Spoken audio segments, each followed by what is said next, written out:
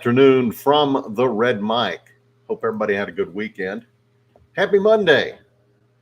Hope everybody's doing okay today. Yeah, it's hot in Austin. Big surprise, right? These Red Mic messages, I've been bringing them to you now for, oh gosh, a couple months, 3 months.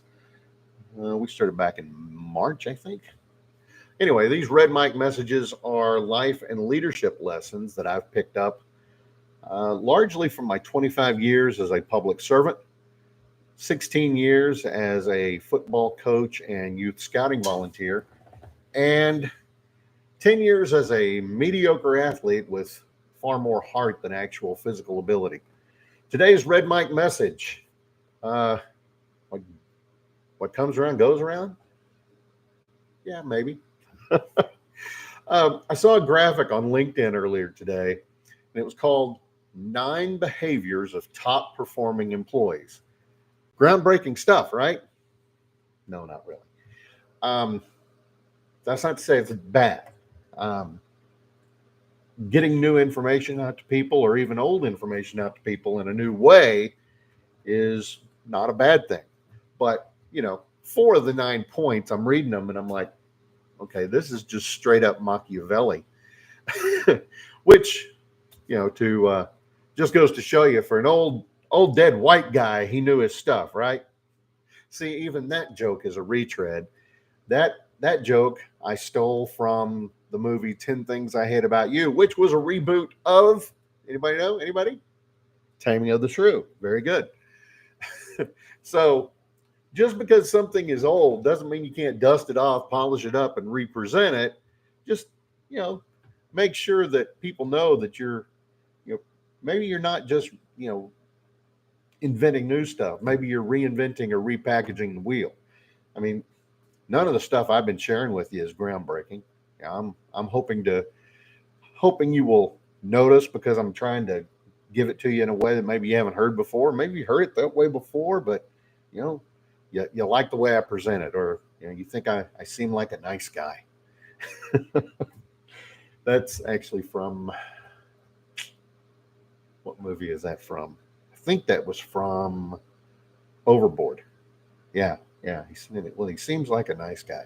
So anyway, the Machiavellian things that were in this 9 behaviors: self awareness, know your strengths and your weaknesses; delegation, trust and empower your team; comfort with uncertainty, adapting to the unknown, right? And then accepting being wrong. You got to learn from your mistakes. Goes back to the very first point I told you: be a little bit better tomorrow than you were today. Now, the other of the 9 points, they've got some pretty long in the tooth origins too. Simplification, make complex tasks simple. Well, I mean, Occam's razor, anybody? Or Da Vinci? I mean, they both talked about that concept. Emotional control, stay calm under stress. Call me crazy, that seems like Stoicism 101.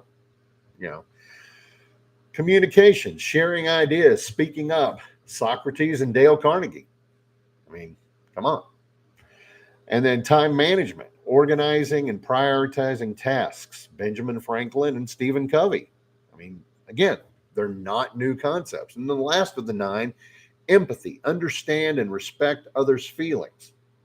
Adam Smith talked about that.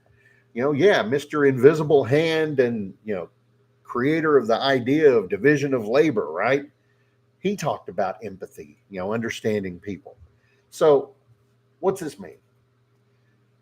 Yes, a lot of ideas that you're going to find in the workplace or on the self help shelf or even in live streams or blogs or, you know, podcasts. They're going to present a lot of ideas that have roots in the past, but maybe they're evolving and adapting and giving it to you in a new way you hadn't heard before. And even if basic concepts are old, combining them or presenting them in new ways, that can lead to innovation. If you apply your existing knowledge and or old knowledge and use it to solve new problems, that can lead to innovation. I mean, we had computers, we had the internet, we had communication. They put it together and made social media. They put it together and made YouTube. They put it together and made Facebook. All I'm saying is use the tools of the past, dust them off, use them for your own purposes, figure out a way to move ahead. Reframing an old concept quite often is going to lead to fresh insights and solutions. And that's all I'm talking about today. Ultimately, the key is going to be to find a balance. If you're using old ideas,